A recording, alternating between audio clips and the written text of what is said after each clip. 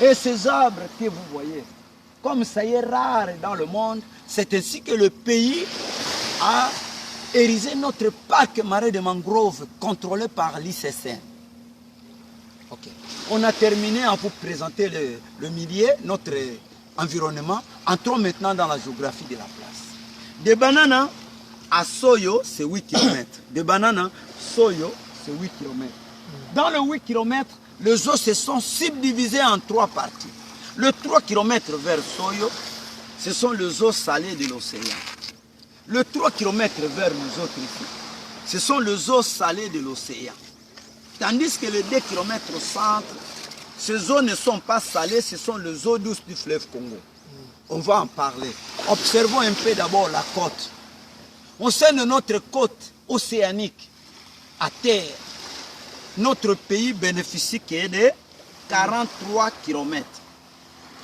43 km de notre côte océanique.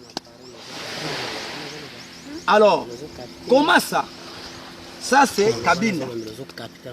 De Cabinda à Mwanda, la frontière c'est Tiende.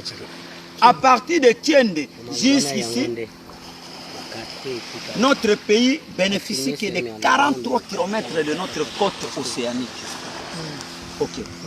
Et au sein de notre côte océanique ici, nous n'avons pas une période de l'inondation parce qu'il pleut beaucoup, de la sécheresse parce qu'il ne pleut pas, une pluie diluvienne vient d'être abattue, Mwanda, et bien la place est totalement inondée. Non, nous on ne bénéficie pas de cette circonstance. Nous bénéficions ici tout simplement le problème de marin. Le marin c'est quoi? Ce sont les eaux de l'océan qui se constituent en spirale. Ça c'est pour nous. Pour vous autres, sous forme d'un tourbillon. Ces eaux en tourbillon au niveau de l'océan et transitent dans notre côte ici pendant 6 heures du temps en inondation. Ça c'est la marée haute. Les eaux en provenance de l'océan inondent notre milieu ici pendant 6 heures du temps. Ça c'est la marée haute. Et les 6 heures du temps plus tard, les mêmes eaux qui étaient rendues dans nos bras jusqu'à 17 km regagnent maintenant l'océan. Et nous voici maintenant en marée basse. Lorsqu'on a été en marée haute, les eaux étaient justes. Les eaux étaient jusqu'ici en marée haute. Okay. Et maintenant nous sommes en marée basse. Et chaque jour, pareillement, marée haute pour 6 heures du temps, marée basse pour 6 heures du temps. Mais durant toute la journée, le pays, le milieu bénéficie de 4 fois le mouvement des eaux ici. Marée haute pour 6 heures du temps, marée basse pour 6 heures du temps, 12 heures. Marée haute pour 6 heures du temps, 18 heures. Marée basse pour 6 heures du temps, 24 heures. Et chaque jour, il y a décalage de marée. Si la marée haute aujourd'hui est à 8 heures, demain ça serait à 9 heures, le lendemain à 10 heures, ainsi de suite. Comment ça? Lorsque les eaux en provenance de l'océan inondent notre milieu ici pendant 6 heures du temps, avant de débuter la marée basse, les eaux feront 15 minutes de repos.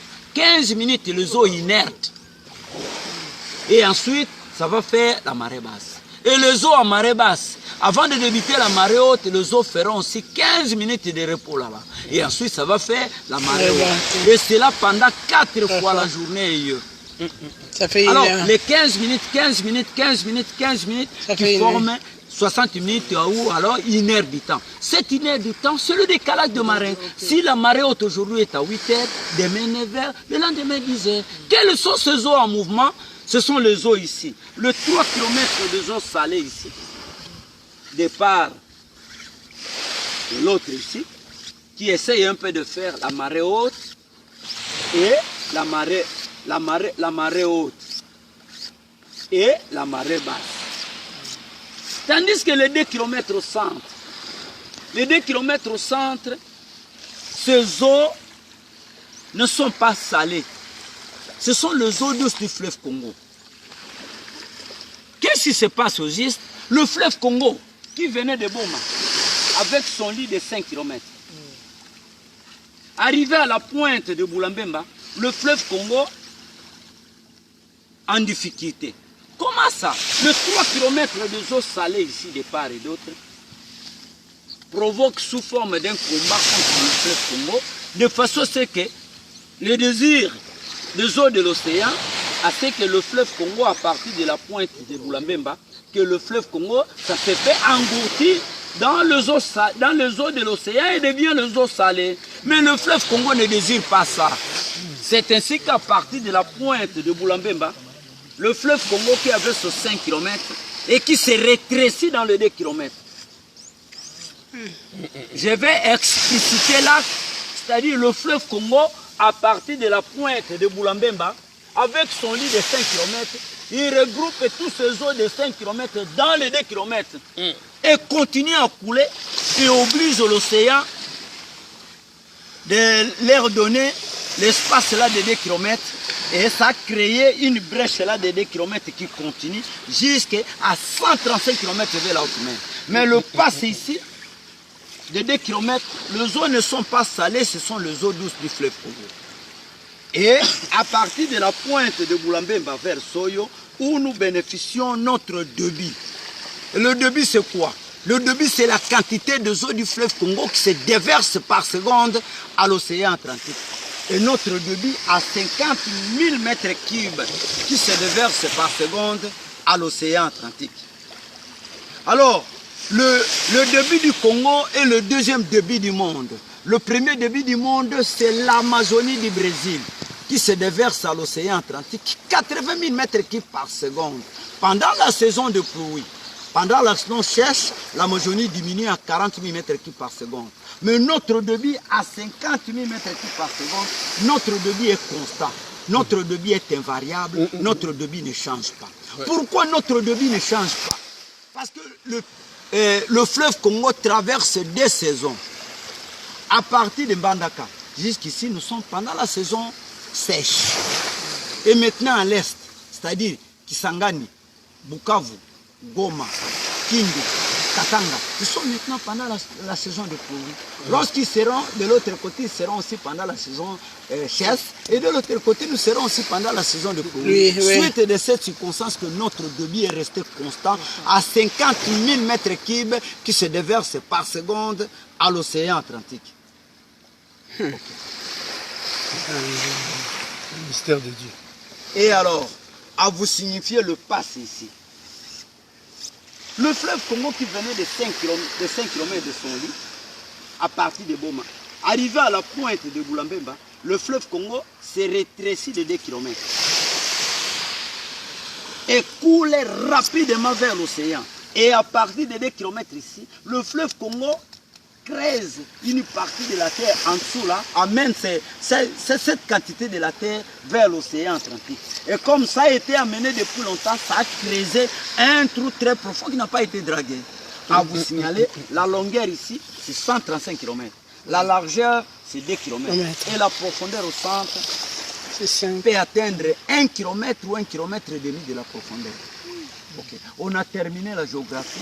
Observez un peu. Une passe là noire que vous voyez, c'est les eaux du fleuve Congo qui continuent vers l'océan. C'est 2 km là. Tu vois, c'est quoi? Les noirs là. Oui, les noirs c'est le fleuve. C'est le fleuve. L'embouchure. Bon, entamons un peu l'histoire. Oui. L'histoire, c'est la découverte de l'embouchure du fleuve Congo par Diego Cao. Qui fait Diego Cao? Diego Cao fit de la nationalité portugaise. Celui-là, à cette époque-là, comme la machine était encore inexistante, mais lui bénéficiait de son navire en voile. Comme il avait son navire en voile, à partir de l'Europe, il a bénéficié d'une mission internationale de venir explorer notre Afrique comme c'était un explorateur. Alors celui-là s'est mis à bord de son navire en voile avec son équipage. Il avait quitté l'Europe, traverser la mer Méditerranée, terminer l'Afrique du Nord, arriver maintenant à l'Afrique centrale ici. C'est là où Diego Cao avait eu un problème. Lui qui naviguait à la côte, à 30 km de la côte, arrivé maintenant dans le pass de 2 km ici, son navire était heurté par le pass du fleuve Congo et commençait à pousser son navire à l'océan Atlantique. À partir d'ici, il était très étonné d'observer qu'il se trouve à l'océan, mais pourquoi il est poussé par les eaux? Et ensuite, il a eu quand même l'idée de goûter l'eau ici. Et lorsqu'il avait goûté l'eau de l'autre côté, l'eau n'était pas salée, ce sont les eaux douces du fleuve Congo. Et en observant cette circonstance, il était bouleversé d'observer ce problème. C'est ainsi qu'il avait quitté le lieu, rendu au large de Banana ici, au mouillage au niveau de Banana ici.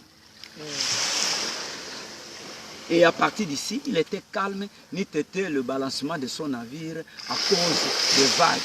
Mais il a eu l'idée, il a eu le temps de goûter l'eau ici.